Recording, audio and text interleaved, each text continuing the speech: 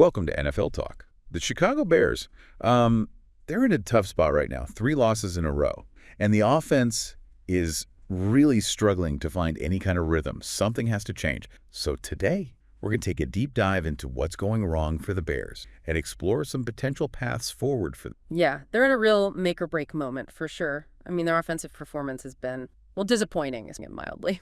It really has. Head coach Matt Eberflus has said that he's sticking with rookie quarterback Caleb Williams. He believes as our starter, no question.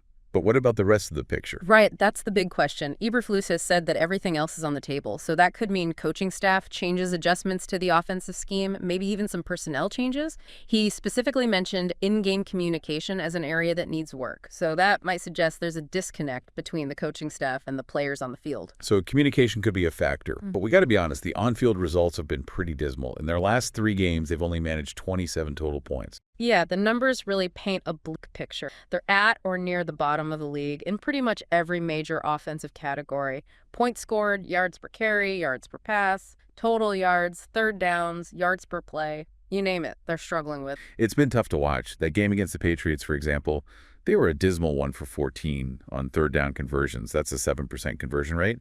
Their worst performance in that area since 2012. And to put that in perspective, good offenses are usually aiming for around 40%. Oof, that's rough. And it gets worse. They haven't even scored a touchdown in their last 2 games. Yeah, it's a pretty shocking stat. 23 consecutive offensive drives without finding the end zone, longest active streak in the NFL. All of this has to be putting immense pressure on Caleb Williams. Absolutely. He's a rookie quarterback under a microscope. And it doesn't help that the offensive line has been struggling to protect him. In those high-pressure percentage games, you can see he's constantly having to scramble, and that throws off his timing, makes it tough to find open receivers. Against the Patriots, he only threw for 120 yards, his lowest output since his debut game. And as you mentioned, he's been sacked 18 times in the past 3 months. Eberflus has said he wants to meet with Williams to see where his confidence level is at and work with him on the offensive scheme. What kind of impact can that kind of direct support from a coach have on a struggling rookie? It can be absolutely crucial, especially when they're going through something like this. It's not just about the X's and O's. It's about building that trust and confidence. When the whole offense is struggling, that reassurance from the coach can make a big difference. But I do think the problems run deeper than just needing a pep talk. The offensive line needs to step up and protect their quarterback. And at the end of the day, the players need to execute the plays. And the players themselves are starting to speak out a bit. Running back DeAndre Swift has expressed some frustration, emphasizing the need for the team to work together to improve. He believes they have the talent, they're just not showcasing it on the field. What are your thoughts on that? I think he's right. There's definitely potential there. But it is a new offensive this year, and that kind of change always takes time. Players need to adapt, and that doesn't happen overnight, especially for Williams, who's trying to adjust to the NFL at the same time as he's learning a new playbook. So there's a lot of blame to go around, it sounds like. The new system, the struggling offensive line players not executing. It's a complicated situation. Yeah. But where do we even begin to unravel this? What needs to happen for this offense to start clicking? Well, that's the million-dollar question, isn't it? Well, I think the most immediate need is finding a way to protect Caleb Williams better. He's been sacked way too often, and that's just not a sustainable path to success for any quarterback, let alone a rookie. 18 sacks in 3 games is brutal. I mean, every time he drops back to pass, you almost expect to see him hit.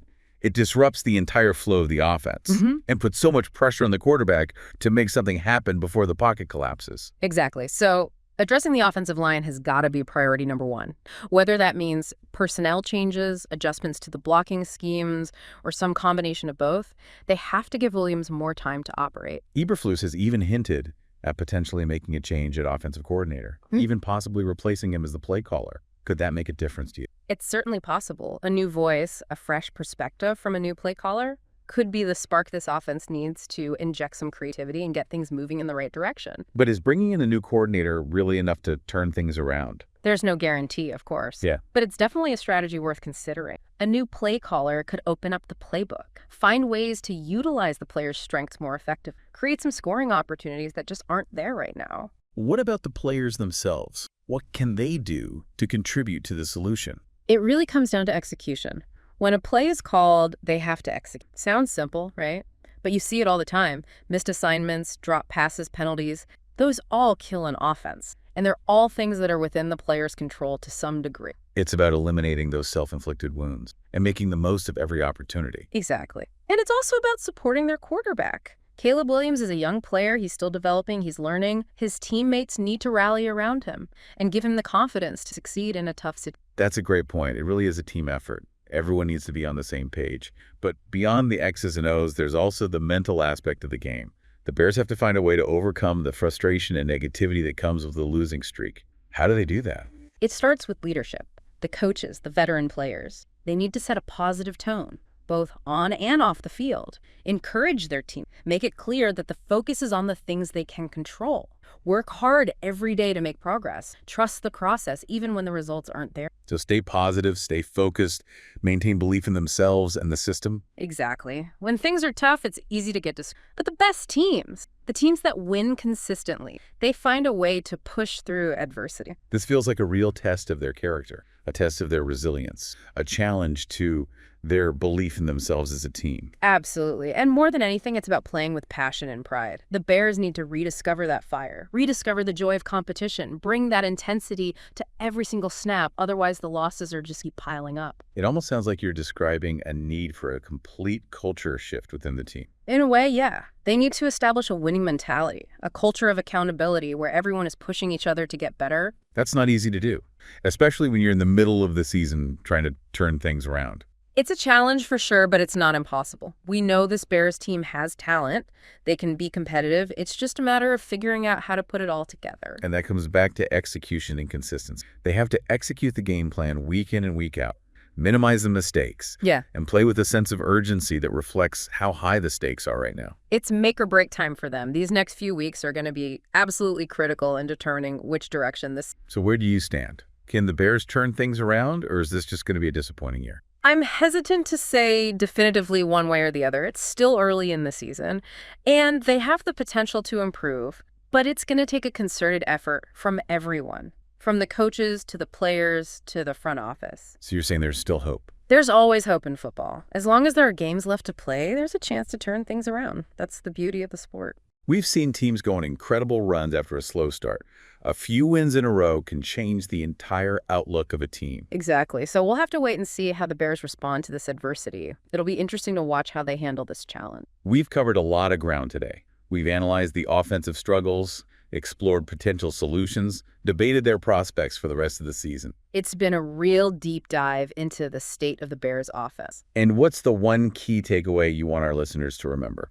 I think the most important thing to understand is that the Bears are at a crossroads. They're facing a critical decision point, and the choices they make in the coming weeks will shape the trajectory of their season. And what should they do?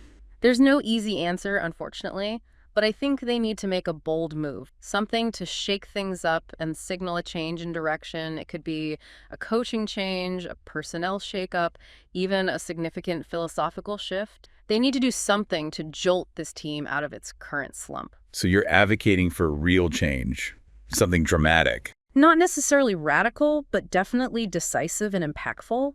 They need to send a message to the players, to the fans, to the rest of that the status quo is unacceptable. What kind of message would that send to the players? It would show them that the organization is truly committed to winning, that they're willing to do whatever it takes to achieve that goal. It would be a powerful statement. It would be. And I think that's exactly the kind of statement the Bears need to make right now. They need to show that they believe in this and that they're not going to accept mediocrity. This is definitely a story that we'll continue to follow. We'll be watching closely to see what moves the Bears make and how those moves impact their performance on the field. It's a fascinating situation with a lot of layers to unpack. There are so many factors at play, and it's impossible to predict with certainty what the outcome will be. But that's what makes the NFL so compelling. Before we wrap up, I want to leave our listeners with a thought-provoking question. Do you think the Bears' struggles are a reflection of a larger problem in the NFL? That's a great question, and one that deserves further exploration. We've seen a number of teams with talented players and experienced coaches struggle this season. It makes you wonder if there are broader trends or issues at play. Perhaps we could delve into that in a future deep dive. I'd be happy to. It's a conversation worth having.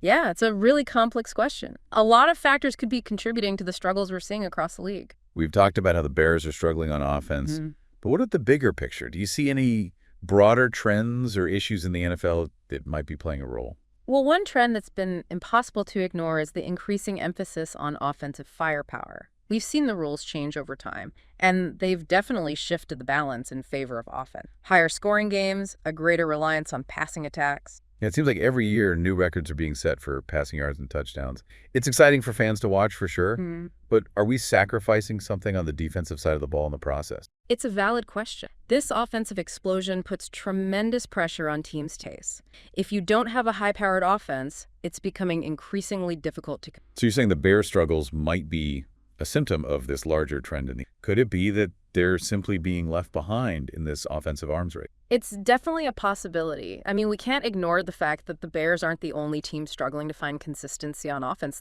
We've seen a number of teams with talented quarterbacks and skilled players underperform. It makes you wonder if the current rules are creating an environment that's actually hurting the overall quality of the game. So if that's the case, what's the solution? Should the NFL consider changing the rules to make it more balanced between offense and... It's a tough question. I don't envy the people who have to make those decisions. On the one hand, you want to encourage exciting offensive play. That's what fans want to see.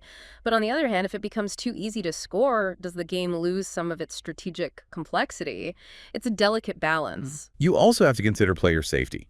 When defenses are constantly on their heels trying to keep up with these high-powered offenses, it can lead to more big hits and potentially more injuries. Right. That's another important piece of the puzzle. Finding that sweet spot between exciting gameplay and player safety is paramount. The NFL has to prioritize protecting its players, while also putting a product on the field that fans want. At the end of the day, the NFL is a business, and they have to keep the fans engaged. But striking that balance between entertainment and the integrity of the game is crucial. Absolutely. It's a conversation that needs to be happening at all levels of the... Well, this has been an incredibly insightful conversation. We've gone deep into the Bears' offensive woes, examined potential solutions, and even pondered the state of the NFL as a whole. It's been a fascinating deep dive into the complexities of modern football. I always learned so much from these discussions. What's the one key takeaway you want our listeners to leave with today? I think the biggest takeaway is that football is a constantly evolving game. The strategies, the trends, the challenges are always changing. And those who can adapt and innovate will be the ones who in the long. It's a good reminder that we should never stop learning and growing as fans and analysts. We have to constantly challenge our assumptions, be open to new ideas. Exactly. The more we understand about the game, the more we can appreciate its beauty and its complexity. Well, on that note, it's time to wrap up this episode. But before we go, I want to leave our listeners with one final thought.